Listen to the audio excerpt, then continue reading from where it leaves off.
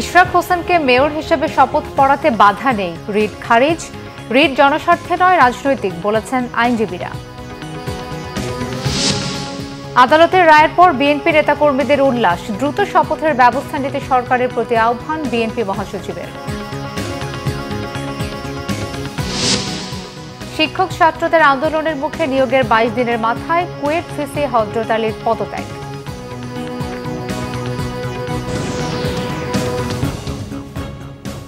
দেখছিলেন crown cement সংবাদ শিরোনাম। বিএনপি নেতা ইশরাক হোসেনকে ঢাকা দক্ষিণ সিটি কর্পোরেশনের মেয়র হিসেবে শপথ না পড়ানোর নির্দেশনা চেয়ে দায়ের করা রিট খারিজ করেছে হাইকোর্ট। এ আদেশের ফলে মেয়র পদে ইশরাকের শপথে বাধা নেই বলে জানিয়েছেন তার আইনজীবীরা। তবে রিটকারীর আইনজীবী জানিয়েছেন তারা এই আদেশের বিরুদ্ধে আপিল করবেন। আহমেদ সরওয়ারের রিপোর্ট। বিএনপি নেতা ইশরাক হোসেনকে ঢাকা দক্ষিণ সিটি কর্পোরেশনের মেয়র হিসেবে শপথ না পড়ানো, নির্বাচনী ট্রাইব্যুনালের আদেশ এবং নির্বাচন কমিশনের গেজেট স্থগিত চেয়ে মামুনুর রশিদ নামে এক ব্যক্তি রিট করেন। সেই রিটের উপর দুদিনের শুনানি শেষে বৃহস্পতিবার বিচারপতি মোহাম্মদ আকরাম হোসেন চৌধুরী ও বিচারপতি দেবাশিস রায় চৌধুরীর দ্বৈত বেঞ্চ রিট খারিজ করে আদেশ দেন।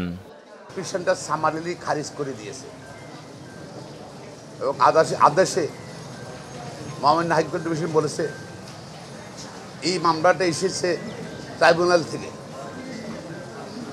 কেউ যদি ক্ষতিগ্রস্ত হয়ে থাকে, যদি সে আপিলের ট্রাইব্যুনাল আছে সেখানে যেতে পারে, জনস্বার্থে যে কোনো মামলা করতে পারে।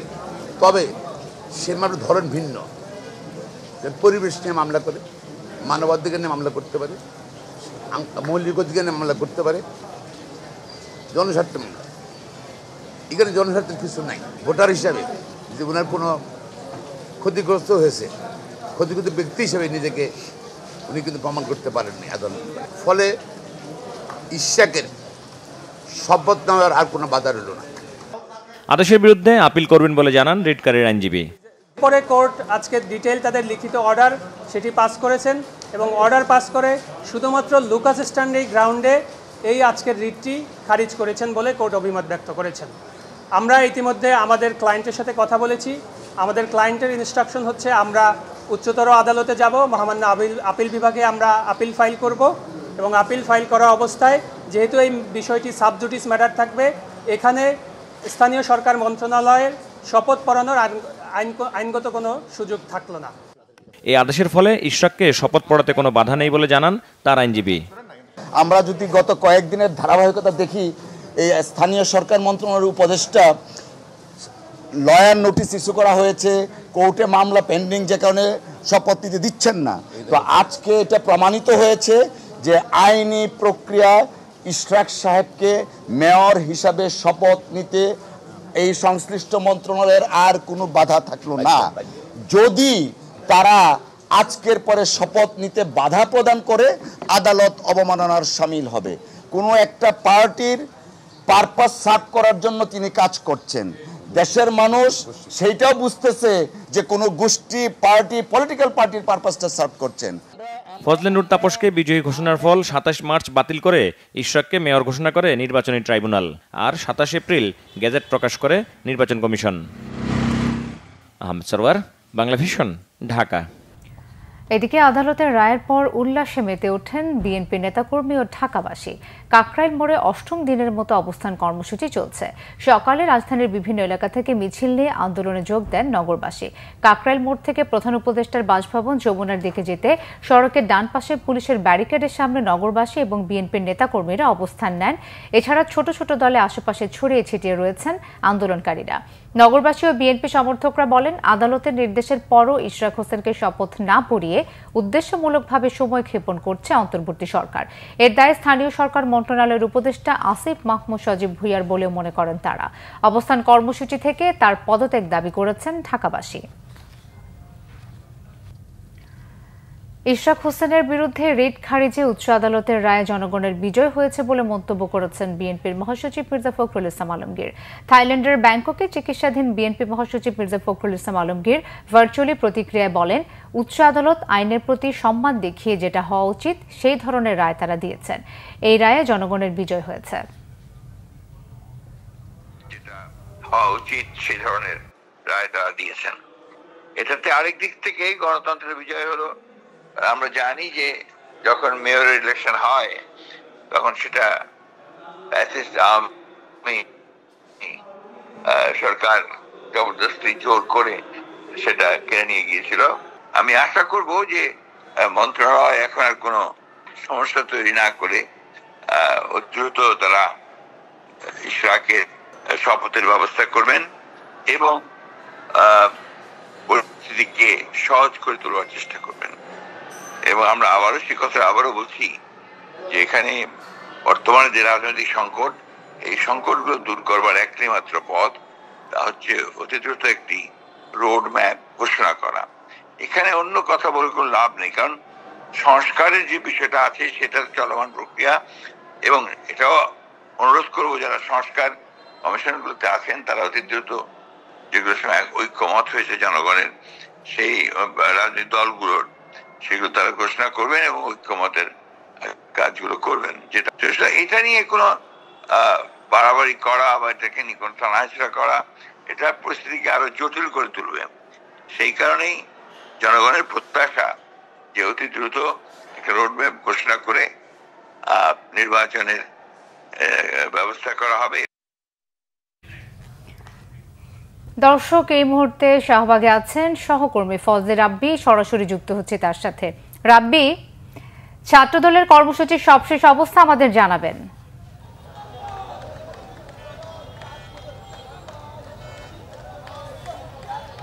ধন্যবাদ বিকেল। আপনি জানেন যে পূর্ব ঘোষণা অনুযায়ী আজ কিন্তু সকাল 10টায় এই ছাত্র দলের কর্মসূচি ইন্টারকন্টিনেন্টাল হোটেল এবং শাহবাগ চত্বরের শাহবাগ মোড়ে কিন্তু আসলে তাদের যে পূর্ব ঘোষণা অনুযায়ী যে কর্মসূচি, সেই কর্মসূচি কিন্তু পালিত হচ্ছে। এখন দেখতে পাচ্ছেন যে ঠিক ইন্টারকন্টিনেন্টাল সামনে যে মোড়টা আছে এখানে কিন্তু আসলে অবস্থান নিয়ে আছে ছাত্র দলের নেতাকর্মীরা এবং তারা স্লোগান দিচ্ছে যে যত দ্রুত সম্ভব সাম্য হত্যার যে যারা প্রকৃত দোষী আছে তাদেরকে খুঁজে বের করা আহ্বান জানাচ্ছে। আপনি জানেন যে এরই মধ্যে কিন্তু আসলে 6 জনকে গ্রেপ্তার করা হয়েছে এবং 3 জনকে কারাগারে পাঠানো হয়েছে। তারপরেও আসলে তারা ছাত্রদলের নেতাকর্মীরা বলছে যে প্রকৃত যে দোষী তাদের কিন্তু আসলে এখন পর্যন্ত তারা ধরাছোঁয়ার বাইরে, তাদেরকে কিন্তু আসলে এখন পর্যন্ত ধরা যায়নি। ফলে তারা বলছে যে যত দ্রুত সম্ভব প্রকৃত দোষীদেরকে যেন বিচারের আওতায় আনা যায়। এর পাশাপাশি আরেকটা বিষয় যে জানেন যে শিক্ষাঙ্গনে কিন্তু আসলে 5 আগস্টের পরে যেরকম পরিবেশ হওয়ার কথা ছিল সেটা কিন্তু আসলে বিদ্যমান নেই। তাদের বক্তব্য যে ভিসি এবং প্রক্টরের পদত্যাগ চায় এবং তারা একটি যে কোনো একটা রাজনৈতিক দলকে অনেক বেশি সুবিধা দিচ্ছে। এছাড়া যে সাধারণ শিক্ষার্থীদের প্রতি তাদের নিরাপত্তার বিষয়টা কিন্তু আসলে ওইভাবে দেখছে না। তো এই অভিযোগটা কিন্তু আসলে ছাত্রদলের যে নেতাকর্মী আছে তারা কিন্তু আসলে অভিযোগ জানাচ্ছে। এখন দেখছেন বিভিন্ন স্লোগানে উত্তাল হয়ে আছে এবং এই কর্মসূচিকে কেন্দ্র করে কিন্তু আশপাশ সড়কে তীব্র যানজট দেখা দিয়েছে। চতুর্দিকটাই কিন্তু আসলে দেখতে পাচ্ছেন এখানে যানবাহন দাঁড়িয়ে আছে, কোনো যানবাহনই কিন্তু আসলে এখান থেকে সরতে পারছে না। মোটামুটি এইরকম অবস্থা ছিল। মোটামুটি এই ছিল আমার কাছে ইন্টারকন্টিনেন্টাল হোটেলের সর্বশেষ অবস্থা। মিথিলা। রাব্বি, আপনাকে ধন্যবাদ। বাংলাদেশে জনগণের মৌলিক স্বাধীনতা ক্ষুণ্ণ করেছে অন্তর্বর্তীকালীন সরকার, বলেছে আন্তর্জাতিক মানবাধিকার সংস্থা হিউম্যান রাইটস ওয়াচ। বুধবার একথা বলে সংস্থাটি। বাংলাদেশের অন্তর্বর্তীকালীন সরকারের সাম্প্রতিক কিছু পদক্ষেপ জনসাধারণের মৌলিক স্বাধীনতাকে ক্ষুণ্ণ করার ঝুঁকিতে ফেলেছে বলে দাবি করেছে আন্তর্জাতিক মানবাধিকার সংস্থা হিউম্যান রাইটস ওয়াচ। তাদের অভিমত, দেশে বিচার ব্যবস্থার সংস্কার করার পরিবর্তে সাবেক ক্ষমতাসীন দল আওয়ামী লীগ সমর্থকদের দমন করার নীতি গ্রহণ করেছে কর্তৃপক্ষ। সংস্থাটির দাবি, চলতি মাসের 12 তারিখ সন্ত্রাস বিরোধী আইন ব্যবহার করে আওয়ামী লীগের সভা, সমাবেশ, প্রকাশনা এবং অনলাইন প্রচারণায় নিষেধাজ্ঞা জারি করা হয়। আগের সরকারের আমলেও ক্ষমতার অপব্যবহার করে দমননীতি চালানো হয়েছে। নতুন সিদ্ধান্তের মধ্য দিয়ে আওয়ামী লীগ সরকারের মতো মানুষের মৌলিক স্বাধীনতা লঙ্ঘন করবে অন্তর্বর্তীকালীন সরকার।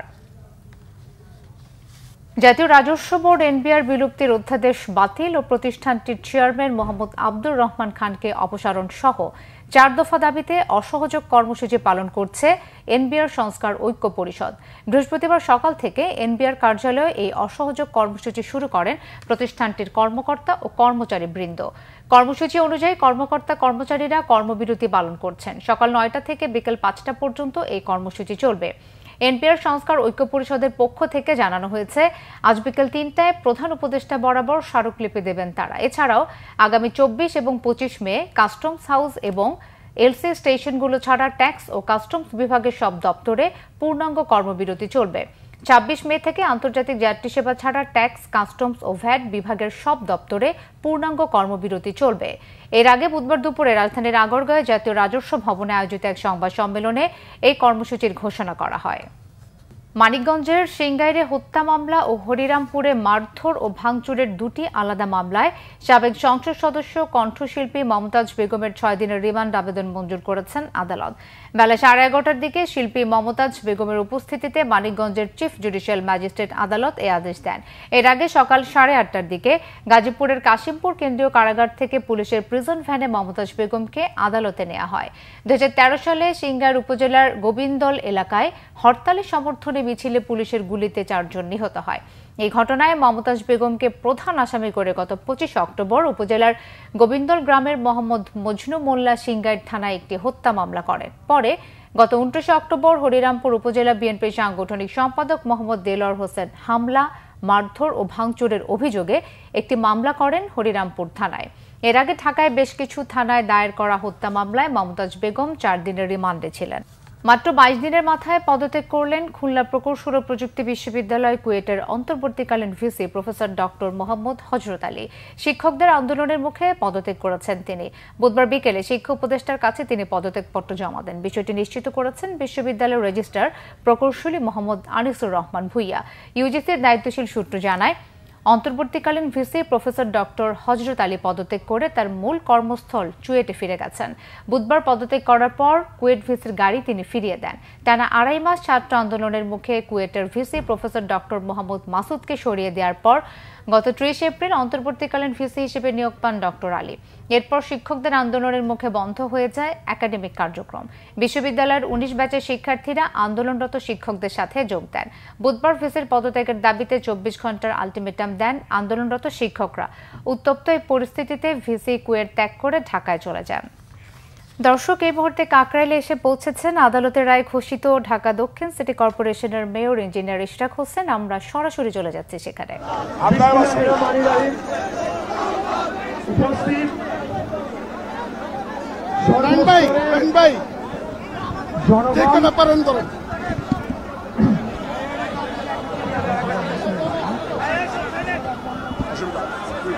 আমি আশা রাখছি যে আপনারা আমার কথা এখন শুনতে পাচ্ছেন।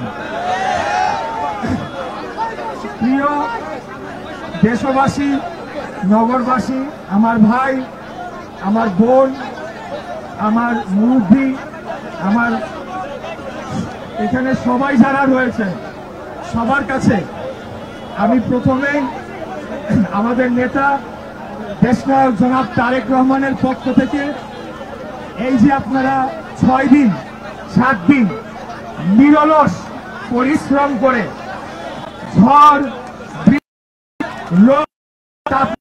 বিভিন্ন প্রতিকূল অবস্থা মোকাবেলা করে এই যে আন্দোলনটিকে এই পর্যায়ে নিয়ে এসেছেন, সেটার জন্য উনি আপনাদেরকে ধন্যবাদ জানিয়েছেন, কৃতজ্ঞতা পোষণ করেছেন আমার মাধ্যমে।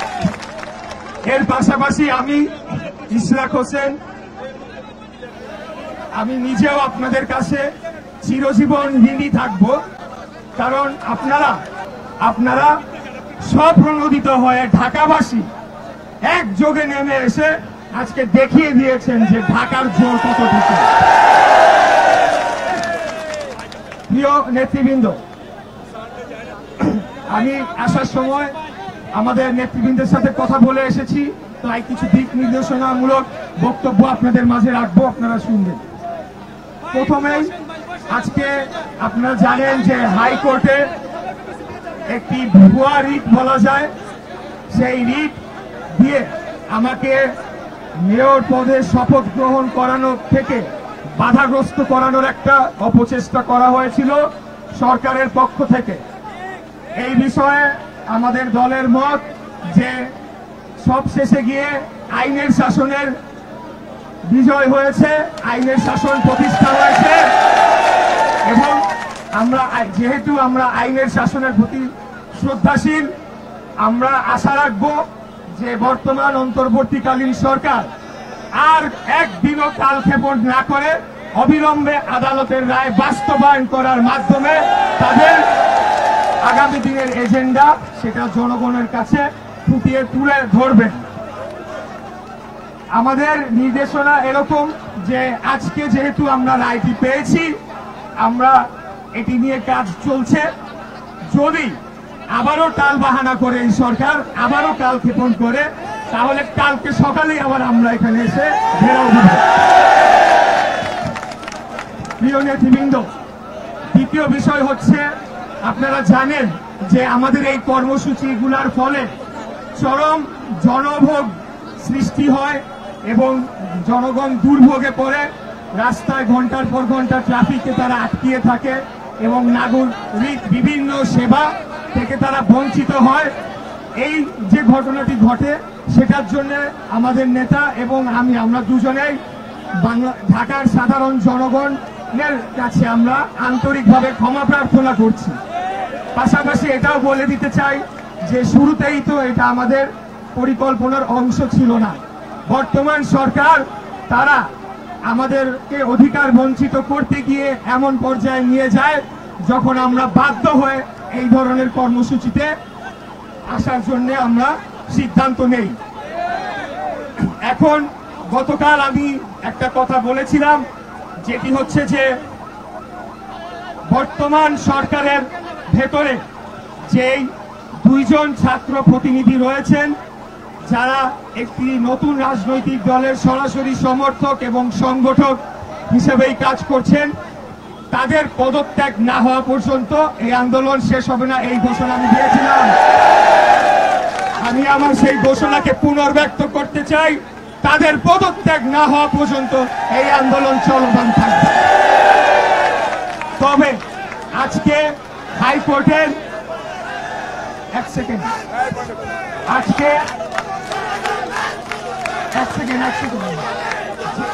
যেহেতু বাংলাদেশ জাতীয়তাবাদী দল বিএনপি একটি গণতান্ত্রিক, নিয়মতান্ত্রিক এবং আইনের শাসনে বিশ্বাসী রাজনৈতিক দল, আজকের হাইকোর্টের আদেশনার পর আমাদের দল সিদ্ধান্ত নিয়েছে যে আপাতত আমরা স্থগিত রাখব এবং সরকারকে আগামী 24 ঘন্টা থেকে 48 ঘন্টা পর্যবেক্ষণ করা হবে তারা কি করে, এবং তার পরিপ্রেক্ষিতে তাদের যে কর্মকাণ্ড সেটার উপর ভিত্তি করে পরবর্তী কার্যক্রম নির্দেশনা আসবে এবং নেওয়া হবে। এখন এখানে একটা জিনিস স্পষ্ট বলতে চাই যে রায়ের বিষয়, শপথের বিষয় আলাদা অংশ, আর এটা হয়ে যাওয়া মানে প্রথম যে দাবিটি করেছিলাম যে ছাত্র প্রতিনিধি সহ অন্যান্য প্রতিনিধিদের পদত্যাগ করতে হবে, সেটা কিন্তু পরিবর্তন হবে না। সেই দাবির জায়গায় থাকবে। হয়তোবা সরকারের সাথে আমাদের উচ্চ পর্যায় থেকে আলাপ আলোচনা করে এটিকে সমাধান করার চেষ্টা করবে। যদি না হয় তখন সেই অনুযায়ী ব্যবস্থা নেওয়া হবে আন্দোলন সংগ্রামে। প্রিয় ভাইরা, আজকে আমাদের যতটুকুই অর্জন হয়েছে, আমাদের যুদ্ধ কিন্তু শেষ হয়ে যায় না। আমরা ছোট ছোট ধাপে একটা একটা করে ধাপ পার হয়ে আমরা আমাদের চূড়ান্ত লক্ষ্যের দিকে অগ্রসর হচ্ছি, এবং এই কাজ করতে গিয়ে সম্পূর্ণ শতভাগ কৃতিত্ব যদি দিতে হয় তাহলে আমাদের তৃণমূলের বিএনপি এবং সকল অঙ্গ সহযোগী সংগঠনের যারা নেতা কর্মীরা রয়েছেন তাদেরকেই সর্বোচ্চ কৃতিত্বটা দিতে হবে। তারা যে পরিমাণ কষ্ট করে এই আন্দোলনটিকে সংগঠিত করেছে, যেই আন্দোলনে ঢাকাবাসী স্বতঃস্ফূর্তভাবে তারা নেমে এসে যোগদান করে এই সরকারকে বাধ্য করেছে তাদের জায়গা থেকে সরে আসতে। তাই